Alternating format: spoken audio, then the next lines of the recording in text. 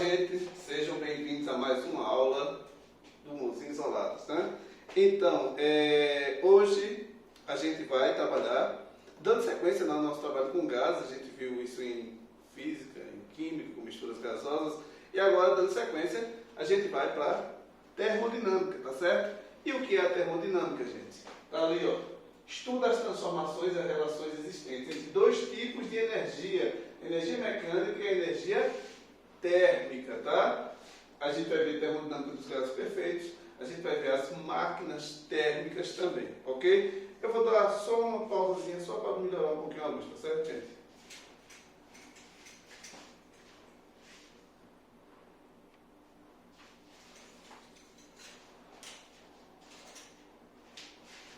É ruim para a minha visão, mas acho que a imagem sai com melhor qualidade. Então, como eu falei, termodinâmica é isso aqui, tá certo? Ela vai estudar a relação entre dois tipos de energia e suas transformações, energia mecânica e energia térmica. Isso fica muito claro, a transformação de energia térmica e mecânica num carro, motor do carro, né? Ele transforma a energia térmica através da queima de combustível em energia mecânica, que vai dar movimento ao carro, e também outras energias, né? Principalmente a energia elétrica, que vai alimentar o alternador, que vai recarregar a bateria e por aí vai, tá certo? Então vamos lá. Termodinâmica dos gases perfeitos. Gente, ó, na termodinâmica dos gases perfeitos a gente vai estudar três grandezas importantes: a energia interna, o trabalho e a quantidade de calor, tá certo? A energia interna, o que é isso, a energia interna? Somatório dos vários tipos de energias existentes nas partículas desse gás, tá? E como é que a gente chega a essa energia interna? O valor dela, fazendo esse produto aqui, ó, 3 meios de N, que é o número de mols do gás, vezes R, que é aquela constante dos gases, vezes a temperatura, sempre em Kelvin, ok? Escala absoluta. Se tu observar direitinho, a gente pode fazer uma relação dessa aqui é a lei de Joule, tá? A gente pode fazer uma relação dessa lei de Joule com a lei de Clapeyron e fazer uma troca, né? nRT é igual ao que, gente? PV, né? Lembra? Puta velha, não, rejeito de trabalho. Então, nRT, que é o não rejeito de trabalho, é igual a puta velha, tá? Então a gente pode fazer essa relação, dizer que U é igual a 3 meios de P vezes V, porque PV é igual a nRT. Entenderam a jogada aí? Pois é assim que se calcula a energia interna de um gás, tá? E a variação da energia interna é praticamente a mesma fórmula, só que vai dar entre dois estados, tá certo? Então aí você vai ter diferentes temperaturas. Então a variação da energia interna, 3 vezes de N vezes R vezes delta T. Logicamente, só vai haver variação da energia interna se houver variação de temperatura, tá? Se essa variação é positiva, é porque a temperatura aumentou, a variação de temperatura foi positiva. Se essa variação de energia interna for negativa, significa que a temperatura caiu, tá? A variação foi negativa, ok? Então, é assim, gente. Variação de energia interna, 3 meios de N vezes R vezes delta T. Lembrando que T tem que estar em Kelvin. Apesar de que aqui é variação, e se tiver em graus Celsius a variação, não tem problema. Por que não tem problema? Porque vocês lembram que Celsius e Kelvin têm a mesma variação, Fahrenheit é que varia diferente. Mas Celsius e Kelvin é a mesma variação. Cada Kelvin de aumento é 1 grau Celsius de aumento. Cada 5 graus Celsius que cai é 5 Kelvin que cai também. Tá certo? Porque a escala é a mesma. O segmento do ponto de fusão ao ponto de ebulição está dividido em 5 partes nos dois. Tá certo? Ok? Trabalho de um gás. Ó, gente, um gás, todo mundo sabe o que é trabalho, todo mundo viu o que é trabalho em mecânica, né? E um gás, ele pode realizar trabalho ou ele pode sofrer a ação de uma força. E aí o trabalho ser realizado sobre ele, tá? Quando ele se expande, ele está realizando um trabalho, porque suas partículas estão fazendo força para se expandir, para se afastarem, tá certo? Então, nesse caso, gente, o volume do gás aumenta. Por quê? O que é que tem a ver o volume? O trabalho, ele é a pressão multiplicado pela variação do volume, tá certo? Então, quando o gás expande, o volume aumenta, a variação é positiva, consequentemente, o trabalho é positivo. Ou seja, o gás está realizando esse trabalho. Agora, Se ele sofrer uma compressão, que é comprimir o gás, fazer com que seu volume diminua. Para isso a gente precisa usar força. Então essa força está agindo sobre o gás. Não é o gás que está agindo sobre a força aí. No caso, sobre o meio. O meio que está agindo sobre o gás, tá certo? Então nesse caso o trabalho está sendo realizado sobre o gás. O volume está diminuindo. Então o trabalho vai ficar negativo. Por que o trabalho vai ficar negativo? Porque a variação de volume passa a ser negativa. Tá? Diminuiu. E aí, trabalho negativo está sendo realizado sobre o gás. Entenderam? Beleza? Então, é isso, gente. Às vezes vai aparecer assim um gráfico para você calcular o trabalho de um gás. Quando for gráfico, é só calcular a área da figura formada. Tá certo? A gente vai ver nos exemplos que a gente vai fazer daqui a pouco. E a primeira lei da termodinâmica, ela vai relacionar quantidade de calor trocada com o meio, trabalho e energia interna, tá vendo?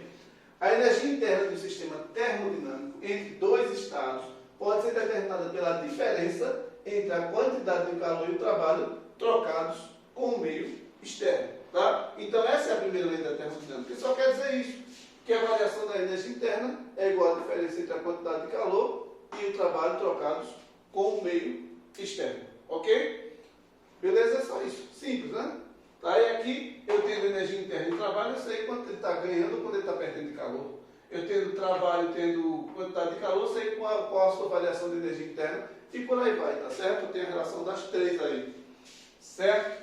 E aí vem aquelas transformações particulares da termodinâmica, que são as transformações isométrica, isotérmica e adiabática. Por que, veja, porque são particulares, são interessantes. Se a transformação é isométrica, o que acontece, gente? Isométrica ou isocórica, o volume não se altera. Quem é que depende de volume? Não é o trabalho. Se isso aqui não se alterar, o trabalho é zero. Não existe trabalho, porque é pressão vezes zero. E todo número vezes zero dá zero. Tá certo? Então, numa transformação isométrica, a variação do volume é nula, consequentemente, não há trabalho. E aí eu venho para a primeira lei, e se não há trabalho, fica o quê? Variação de energia interna igual a quantidade de calor trocado com o meio, tá certo? Seja ela positiva ou negativa, vai ser igual a quantidade de calor, ok? Outra transformação interessante é a isotérmica. Isotérmica, lembra, quando se fala isotérmica, a temperatura não varia. E quem é que depende de temperatura? A variação de energia interna, tá? Se a temperatura não varia, a energia interna também não varia. Por quê? Porque se não varia, isso aqui é zero. Todo multiplicado por zero dá zero. Ou seja, não vai haver variação de energia interna. E se não há variação de energia interna, tu tira isso daqui, ó. Então, passando o T para lá, trabalho igual a quantidade de calor. Ou quantidade de calor igual ao trabalho. Toda vez que for transformação isotérmica, a quantidade de calor do sistema é igual ao trabalho do sistema. Tá? Outra transformação importante, adiabática. O que é uma transformação adiabática? É aquela em que não houve troca de calor entre o gás e o meio, tá certo? Ou seja, a quantidade de calor do sistema é zero. E aí, tu tirando a quantidade de calor daqui, fica o quê? Delta U igual a menos o trabalho. Então, a variação de energia interna é menos o trabalho, tá certo? Na transformação adiabática. E a quarta transformação é a cíclica. É aquela onde o gás vai fazendo ciclos. Isso ocorre muito nas máquinas térmicas, tá? Ocorre isso aqui, ó, esse ciclo. Tá? Nesse ciclo aqui, o que acontece, gente?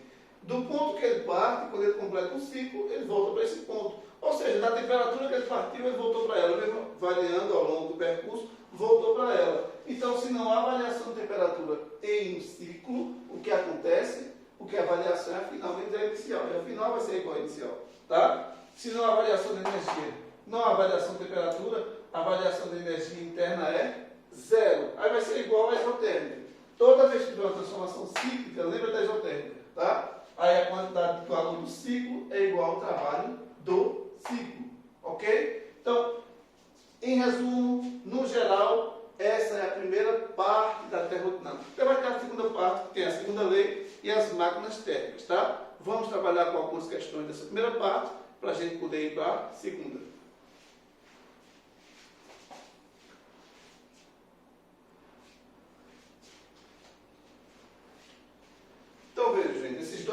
usar ele.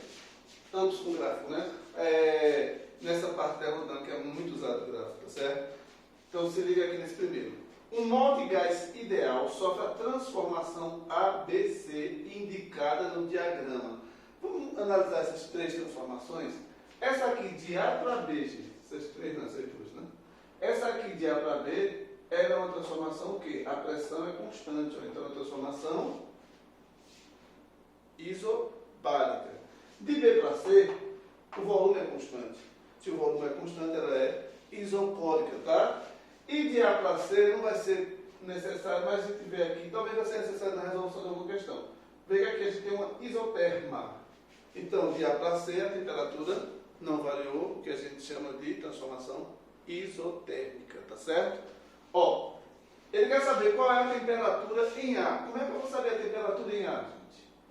Ele deu pressão, deu volume e deu o número de mols, que ele falou que N é 1, tá certo?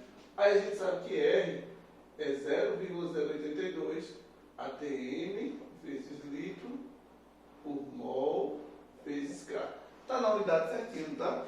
atm, litro, mol e Kelvin. Então a gente já pode calcular a temperatura em A. Você vai fazer isso.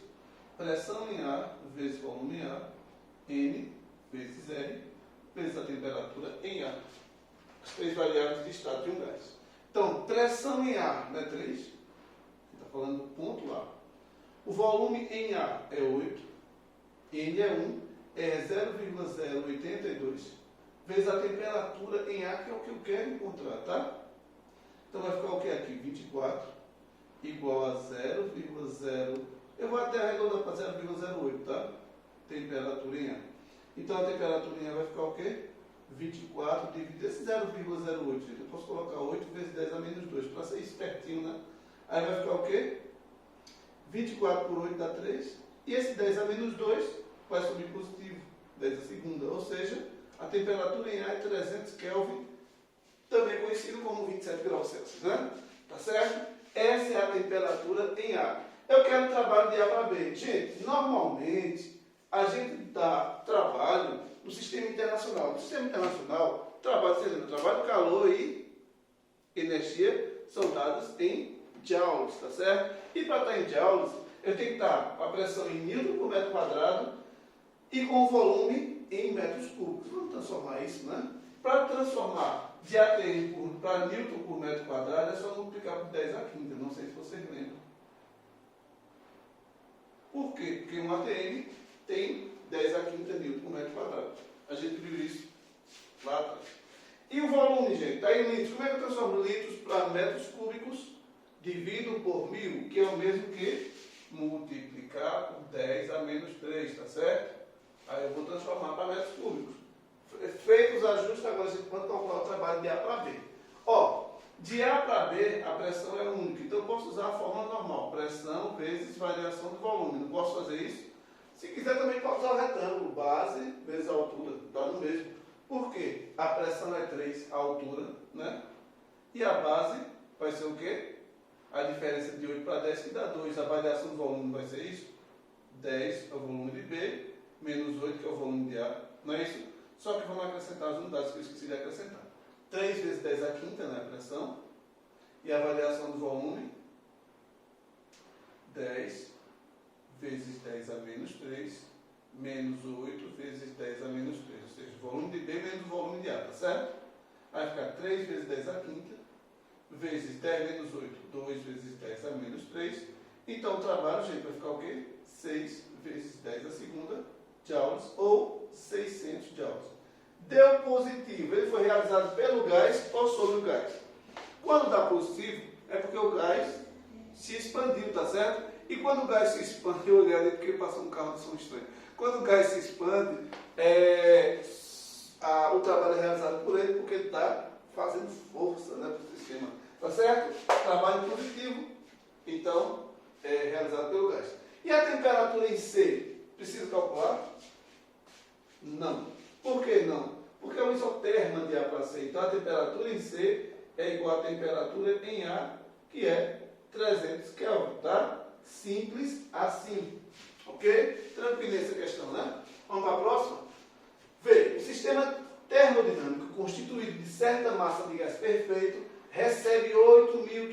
joules de calor de uma fonte. Gente, se ele recebe, essa quantidade de calor é positiva, tá? Endo, vem para dentro dele. Se ele cedesse, se ele perdesse, ela seria exo, seria negativa. Então, o Q é positivo, 8.500 joules. Em consequência, sofre a transformação AB. Isso é uma expansão ou é uma compressão? Ó, o volume era 2, passou para 6, então foi uma expansão. Consequentemente, o trabalho é positivo, tá, gente? Só que esse trabalho eu só resolvo por gráfico. Não tem como resolver sem ser por gráfico. Por quê? A pressão está variando, tá? A pressão está variando, então tem que fazer pelo gráfico. Se fosse assim, ó, dessa forma, sem pressão variar, eu poderia usar a fórmula. Mas variou a pressão de 300 para 800, eu não tenho fórmula com variação de pressão. Então, o trabalho aqui, quando eu for calcular, vai ter que ser pela área da figura formada e vai ser positivo. Gente, se fosse de B para A fórmula era a mesma, só que ele está um menos a área. Por quê? Porque ele estaria em compressão, tá certo? Só se liguem nisso, pelo amor de Deus. Então, trabalho igual a área. Que figura é essa? Sim, mas nem viu o que ele perguntou. Como é que eu vou fazer trabalho? Vê, ele quer energia interna, a variação da energia interna. Aí eu posso usar a primeira lei da termodinâmica, porque eu já tenho a quantidade de calor e tenho as condições para calcular o trabalho. Aí sim, eu uso a primeira lei da termodinâmica para achar a variação de energia interna. Então, isso aqui, gente, que figura é essa? Não é um trapézio. Não é isso? Está aberto aqui, então isso é um trapézio. Tá? Então eu vou usar a fórmula do trapézio, que é base maior mais base menor vezes a altura sobre 2. Isso é tão usado em física que a gente acaba pensando que é uma fórmula da física em vez de ser de geometria, né? Tá certo? Então, base maior aqui, gente. Qual é a base maior? As bases do trapézio têm que ser paralelas. Não pode ser isso aqui que não está paralelo, né? Aqui, ó. A base maior é essa, que equivale a 800. Mais a base menor, que é essa aqui, que equivale a 300. Vezes a altura. A altura tem que formar 90 graus com as bases. Então, a altura é essa aqui, tá? E aí, a altura é quanto? De 2 para 6 dá 4, né? Está tudo certinho, Newton por metro quadrado de metros cúbicos. Já tinha checado antes. 4 dividido por 2. Então, 800 mais 300 dá 1.100, né? Eu posso simplificar 4 com 2 por 2, não posso? Isso dá 2.200 joules de trabalho, tá certo? 2.200 joules. Agora o que a gente vai fazer, gente? O ΔU, que vai ser a quantidade de calor recebida, né? Menos o trabalho realizado. Porque esse trabalho foi realizado, né? Pelo resto. Tá? 8.500 menos 2.200 vai dar 6.300 joules. Essa é a variação de energia interna. Significa que a temperatura do sistema aumentou porque a variação de energia interna foi para cima, foi positiva. Tá certo? Tranquilinho, boas questões. Vamos fazer mais uma para a gente ir para a segunda lei da termodinâmica, que é as máquinas térmicas.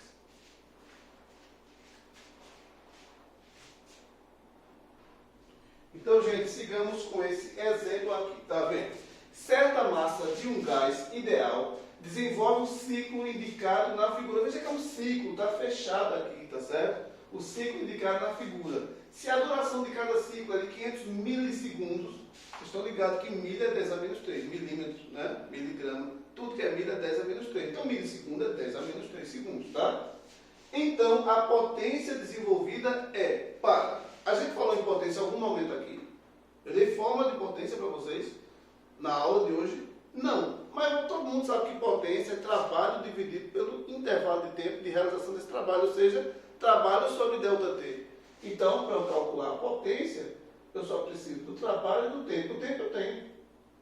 Ele falou que é 500 milissegundos. Lembra que milha é 10 a menos 3. Não esquece disso, tá? Então, 500 vezes 10 a menos 3, eu posso deixar normal, sem ser notação científica, eu posso. 10 a menos 3, 3 casas para a esquerda, 0,5 segundo. Só quis fazer a frescurinha para vocês lembrarem da unidade, tá? Então, 0,5 segundos. Então, para eu calcular a potência, gente, eu preciso do trabalho. Aqui é um ciclo. Eu vou ter trabalho, só não vou ter trabalho aqui, ó. Por que eu não tenho trabalho de A para B? Porque é uma transformação isocórica, ou isovolumétrica, ou isométrica, o volume não se altera. Se não altera o volume, não tem trabalho, tá certo? Mas aqui eu terei. Eu não vou calcular de um por um, não, gente. É só calcular a figura, a área da figura está fechada, é um triângulo, certo? Se está fechada ali é um triângulo. Então, o trabalho do ciclo vai ser o quê? Base vezes altura dividido por 2, que é assim que a gente calcula a área do triângulo. O triângulo é metade de um retângulo, tá? Por isso que é a área do retângulo dividido por 2. Ok? Então, o trabalho do ciclo vai ficar como, gente? Quem é a base desse triângulo? Espera aí, faltou colocar aqui o volume, que eu acho que está em litros, Aí vem, quem é a base desse triângulo? De 5 para 10 dá 5, né? A altura de 1 para 2 dá 1. Mas se a gente botar aí, a gente vai quebrar a cara. Porque a gente trabalha com o Sistema Internacional de Medidas. E aqui não está no Sistema Internacional, está em ATM. Lembra que eu falei que um ATM é 10 a quinta newton por metro quadrado? Então a gente tira o ATM e faz vezes 10 a quinta newton por metro quadrado. Não esqueçam disso. Volume no Sistema Internacional tem que estar em metros cúbicos. Está em litros? Vezes 10 a menos 3 metros cúbicos. Por que vezes 10 a menos 3 metros cúbicos? Um metro cúbico tem 1000 litros, tá? Então, para eu transformar de metro cúbico para litro, eu multiplico por 1000. Porém, para eu transformar de litro para metro cúbico, eu divido por 1000. Que é o mesmo que multiplicar por 10 a menos 3. Não sei se vocês estão enxergando, eu estou com uma lata de espinha danada aqui, viu, gente? Nossa Senhora. Ó, então, a base do triângulo é essa aqui, ó, de 5 para 10 dá 5. Vezes 10 a quanto? Vezes 10 a menos 3. A altura começa em 1, termina em 2, então dá 1. Vezes 10 a quinta. Tudo isso dividido por 2. Então o trabalho do ciclo vai ficar o quê? 5 dividido por 2, 2,5, né? 10 a menos 3 vezes 10 a quinta, 10 a segunda, tá? Ou 250 joules, se quiserem. Esse é o trabalho do ciclo. Eu não pedi a potência. Então a potência que a gente vai encontrar aí, o watts, né? É o trabalho, 250, dividido pelo tempo, que é 0,5. E 200 dividido por 0,5, gente, é o mesmo que dividir por 0,5 é o mesmo que multiplicar por 2. 500 watts. Essa é a potência, tá? Desenvolvida nesse ciclo. Ok, não é tranquilo, gente. Outras situações vão aparecer. Se ligue naquela parte teórica que eu falei lá no início, tá? É importante demais teoria nessa parte termodinâmica. Não se percam nela, tá? Agora a gente vai ver a segunda lei da termodinâmica. Tem dois enunciados, tá?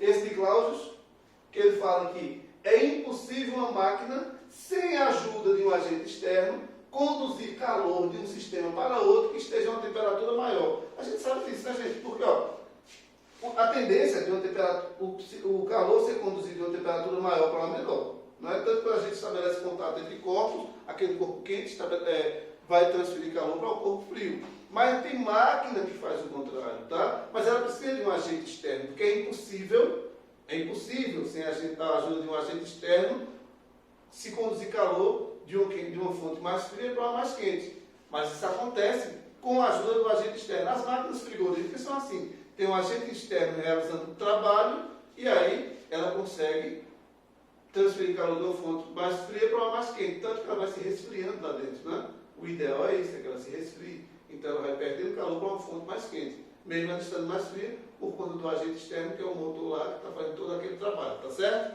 Então, sem essa ajuda é impossível. Ou seja, é impossível se passar calor de um corpo mais frio para um mais quente sem a ajuda de um agente externo. Esse aqui é enunciado de Clausius, tá? Aí tem esse aqui de Kelvin e Planck, que diz o seguinte: é impossível construir uma máquina que, operando em transformações cíclicas, transforme completamente em trabalho a energia térmica recebida de uma fonte quente. Então, ele quer dizer que não existe máquina com rendimento 100%. Tá? Trocando em miúdos e por popular, não existe máquina com rendimento 100%, porque sempre vai haver energia dissipada. Porque, gente, ó, uma máquina térmica, daqui a pouco eu vou colocar o esquema, ela trabalha com uma fonte quente, uma fonte fria e um motor.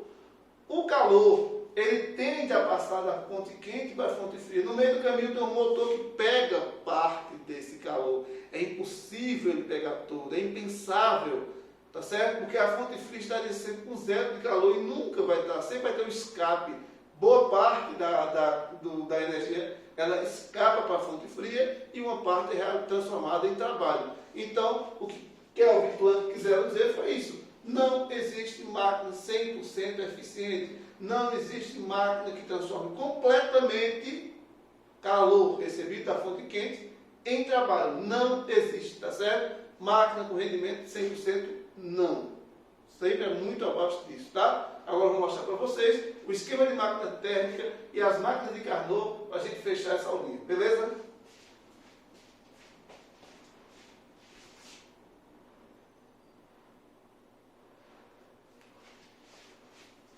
Então, gente, aqui está o esquema de uma máquina térmica, tá? A máquina térmica ela vai funcionar com duas fontes, a fonte quente e a fonte fria, e entre elas o motor.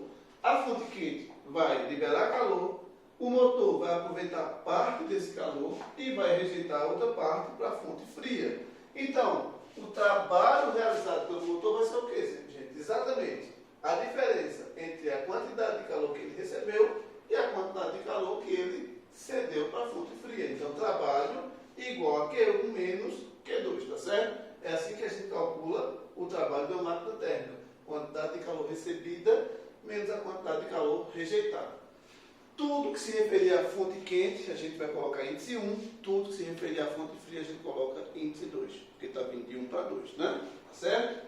Então, o rendimento de uma máquina térmica vai ser a relação percentual entre o trabalho e o calor recebido, certo? Ou seja, rendimento vai ser trabalho dividido pelo calor recebido pelo motor, ou seja, o calor cedido pela fonte quente, tá certo?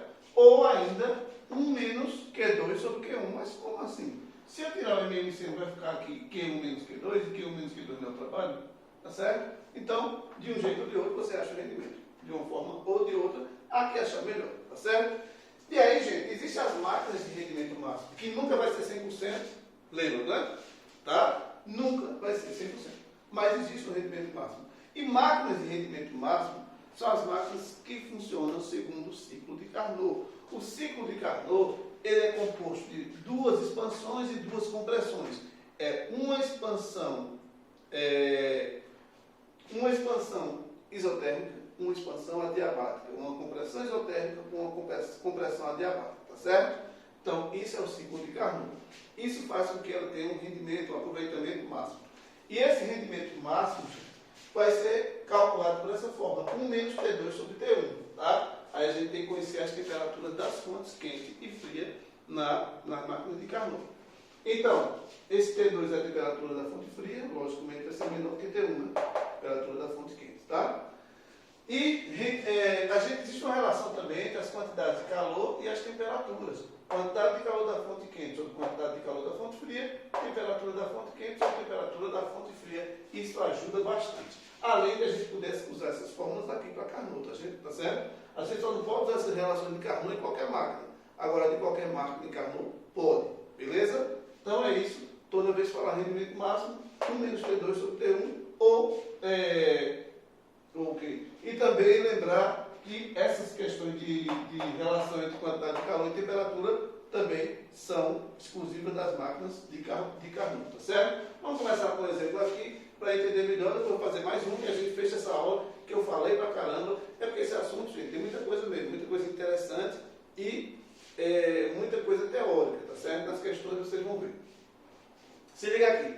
Uma máquina térmica funciona segundo o ciclo de Carnot. Em cada ciclo, o trabalho útil da máquina é 2.000 joules. Então, já deu trabalho. 2.000 joules, tá? Trabalho útil. Ou seja, o que ela está realizando está sendo utilizado. As temperaturas das fontes são 27 e 227. Aí a gente tem que determinar qual é a quente e qual é a fria. A quente é essa, né, gente? Porque a gente tem a tendência de pegar e achar que a primeira é T1 e a segunda é T2. Não é assim. A primeira é a mais quente, a segunda é a mais fria. Então, T1, temperatura 1, 227 graus Celsius, mas a gente acrescenta 273 unidades para deixar em Kelvin, aí a gente tem 500 Kelvin, tá? A fonte fria está a 27 graus Celsius, mas a gente acrescenta 273 unidades e vai para, onde é que está 500? 300 Kelvin, ok? Ele quer o rendimento da máquina, eu já posso fazer por aquela relação ali, porque é Carnot, rendimento máximo, tá? o calor retirado da fonte quente, Q1, e o rejeitado para a fonte fria, Q2. Vamos começar com rendimento. Gente, se é máquina de Carnot, a gente pode fazer rendimento 1 menos T1 sobre T2, pode? Ou T2 sobre T1, pode fazer isso? Pode sim. Então, o rendimento vai ficar o que aqui, gente? 1 menos T2, que é 300, né? Sobre T1, que é 500. Tá? Vocês lembram, né, que eu gosto de fazer isso, né? Simplificar. Aí eu vou tirar o MMC e estou fazendo daquela forma prática. Repetir o 5, fazer 5 vezes 1, 5, menos 3, 2. É o mesmo que tirar o MMC, gente. Que tirar o MMC vai chegar ao mesmo resultado. 2 quintos é o quê? 0,4, né? E rendimento é dado em porcentagem. 40% é o rendimento dessa máquina. É uma máquina de rendimento máximo porque ela funciona segundo o ciclo de Carnot. Rendimento máximo para as temperaturas que ela opera, tá certo? Ele pergunta também o que aí? A quantidade de calor da fonte quente e a da fonte fria. Como é que a gente vai encontrar isso aí, gente? Será que a gente vai ter que fazer um sistema? Eu estou achando, viu? Porque, ó, vocês lembram que trabalha aqui 1 menos Q2, né? Trabalho eu sei que é 2000. Q1 e Q2, desconheço. Aí ele fala ainda que ele dá também aqui o rendimento, né? Rendimento 1 menos Q2 sobre Q1. Pode ser assim, pode? Não é? O rendimento é quanto? 0,4. 1 menos Q2 sobre Q1. Se eu passar Q2 sobre Q1 para cá, vai ficar 1 menos 0,4, né? Ou seja, Q2 sobre Q1 está 0,6. Meio pelos extremos, Q2 igual a 0,6 Q1. Agora é só substituir aqui, né? Cadê? Aqui. Mas eu vou trazer para cá porque tem espaço ali não, tá certo? Continuando aquela questão, viu, gente? Não mordeu de peito não.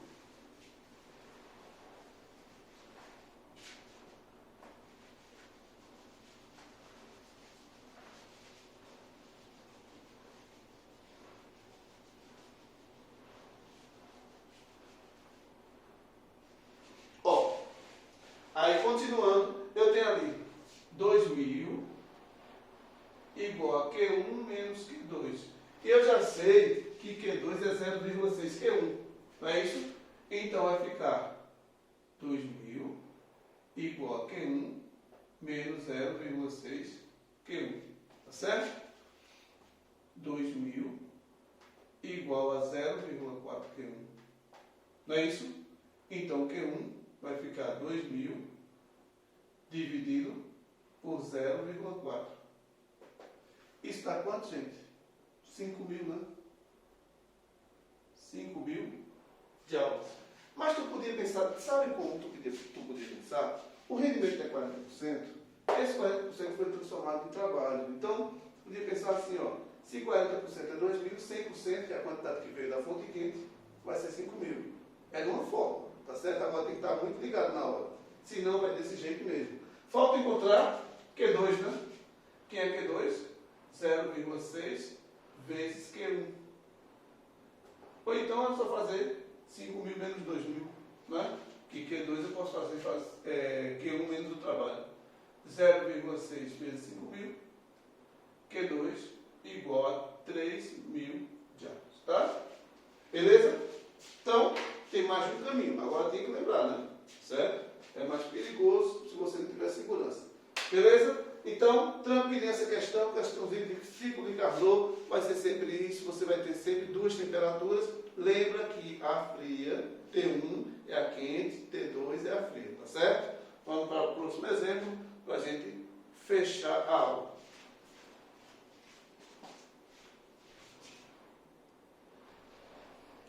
Para fechar a nossa aula de hoje, vamos ver esse último exemplo aqui, tá? Um motor térmico efetua 20 ciclos em 4 segundos. Em cada ciclo, ele retira 1,2 quilocalorias de uma fonte quente e libera 0,8 quilocalorias para uma fonte fria. Seu rendimento e sua potência são... Gente, eu tenho aqui quais dados? Ele falou 20 ciclos em 4 segundos, beleza? Daí eu vou achar o tempo de um ciclo. E quando eu vou calcular a potência do motor, eu preciso do tempo de um ciclo e não dos 4 ciclos, dos 20 ciclos, tá certo? Então isso eu vou usar depois. Ele falou que ele retira 1,2 quilocalorias de uma fonte quente. Q1, 1,2 quilocalorias. Gente, quilocalorias. Quilo não é 10 a terceira, né? Ou seja, 1000. Então aqui tem 1.200 calorias. Eu vou multiplicar por 1000 por conta do quilo, tá? 1.200 calorias. E libera 0,8 quilocalorias, Q2. 0,8 quilocal. Não é? E aí, gente, vezes 1000 vai dar 800 calorias, tá? Mas a gente vai ter que transformar isso aqui para joules. Ele fala que uma caloria é 4,2 joules. Então, vezes 4,2, isso vai dar quanto, gente? 4.800, 240, 5.040, né? Não é isso? 4.800, exatamente. 5.040, tá? Joules da fonte quente. E da fonte fria, vezes 4,2 vai dar quanto? 3.360, né? 3.200 por 160. 3.360 joules, tá? O que é que ele quer na questão? O rendimento e a potência. Rendimento, gente, pode ser por aqui, né? 1 menos Q2 sobre Q1. Lembra? Isso aqui é uma máquina normal, está falando que é de rendimento máximo. Nem deu as temperaturas para isso, né? Então o rendimento aqui vai ficar o quê? 1 menos, quem é Q2? 3.360, né? Sobre 5.040. Aí a gente faz aqui de MMC prático, 5.040 menos 3.360. 5.040 vai dar 1.680, parece. 1.780. Vamos ver? 1.600. 5.040 menos 3.360. 0, 6 para 14, 8 vai 1. 4 para 10, 6 vai 1. 1.680, né? 1.680 é um terço disso mesmo. E um terço é 0,333, né? 0,333. Ou seja, o rendimento dessa máquina é 33,3%. Tá? Tranquilinho demais, né? E a potência dela, gente? Ele não pediu potência. O que é a potência? Trabalho dividido pelo tempo. Não tem o trabalho e ainda não tem o tempo, tá? Vamos calcular aqui. Ó, para calcular o tempo, a gente pensa no seguinte: se 20 ciclos são 4 segundos, um ciclo vai ser quantos segundos? X, né? Aí vai ficar o quê? 20x igual a 4, x igual a 0,2 segundos. Tá? Então, a gente tem aqui o tempo, né, de um ciclo, tá? Que é o que interessa pra gente, ok? Agora, a gente vai em busca de quê? Do trabalho. E o que é o trabalho, né? Q1 menos Q2. Vou precisar dele para lá. Ó. Trabalho é Q1, quanto é Q1? 5.040 menos Q2, que é 3.360. A gente até fez ali, não foi? 1.680, tá? 1.680 joules. Agora, a gente pode calcular a potência, tá? Então, a potência vai ficar 1.680 dividido por 0,2. 8.400. 8.400 watts é a potência desse motor técnico, tá certo? Alguma dúvida, gente? Se tiver, já sabe, o WhatsApp, nosso canal, né, nosso meio hoje é esse, o WhatsApp, ou agora, aquele novo trabalho, né, que estou oferecendo, que é o Tira Dúvida através de videochamadas, tá? Daqui a pouco vou até começar mais uma sessão. Os exercícios eu vou mandar à tarde, tá certo? Ou mais tarde. E aí, detonem. Lembre-se, não esqueçam disso, tá? Enquanto não tiver ordem superior, fique em casa, se puderem. E aquele abraço. Até a próxima.